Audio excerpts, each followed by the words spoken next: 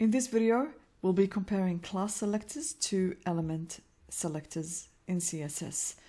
At this point, we've only got this HTML page that is styled to look like this side on the right. So at the moment, we've got a style for the span element and the paragraph element. So that's how we style HTML elements. As you can see, whatever styling you apply to the HTML element will actually apply to any instance of span and all instances of the paragraphs. So we've actually got 3 span elements. They will all have the same style. So that's how we style a HTML element. And this is what element selectors look like. So just specify the HTML element that you'd like to style and then give the styling that you like using CSS properties and their values. So we've got 2 HTML selectors that we've styled, and like we said, this will apply to all span elements and all paragraph elements on our page. But then if we want our HTML elements to be styled only when we want to, that's when we use class selectors. So for instance, let's say I've only wanted to style the first span element to have some sort of a background highlight color. So in that case, we can't really, if we say background color, and then let's say that we give this background color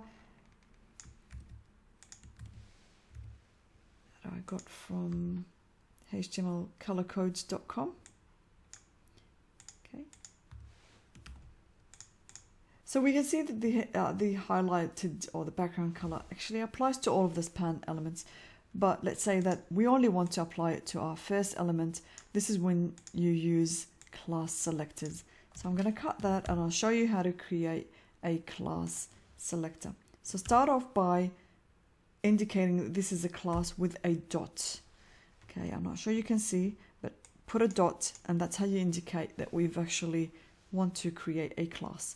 Then give a name for your class that is related to what you want. Let's say I would like my class to be called highlight span or highlight color, let's say. And then I'll paste what I've typed in previously and I will close the bracket. Now that might be a bit of a long name. I might just do an underscore. And then, so that's our class.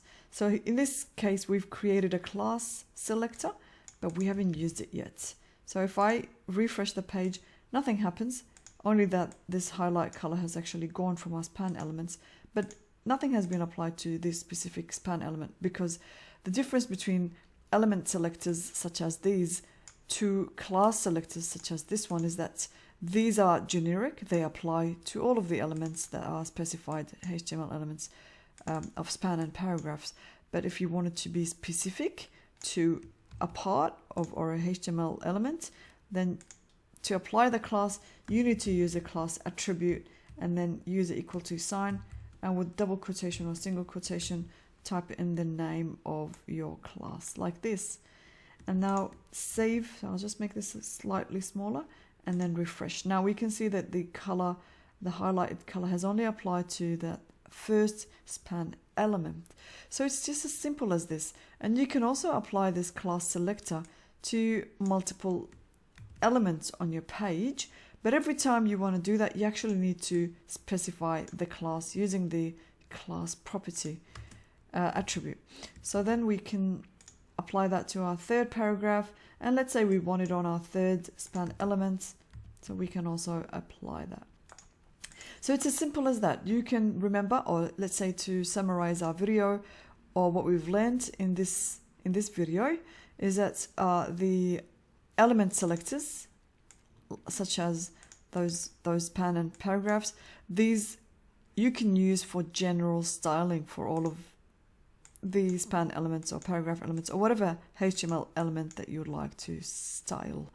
But if you want to specify the styling to specific elements, HTML elements on your page, then you can use a class, and to do that we've indicated that it's a class using the dot, and we've used it using the class attribute by giving the name of our class to only the HTML elements that we want to specifically apply a style to. In this case, it was the first and the third span element and the last paragraph. I hope this helps you. Stay tuned for more videos.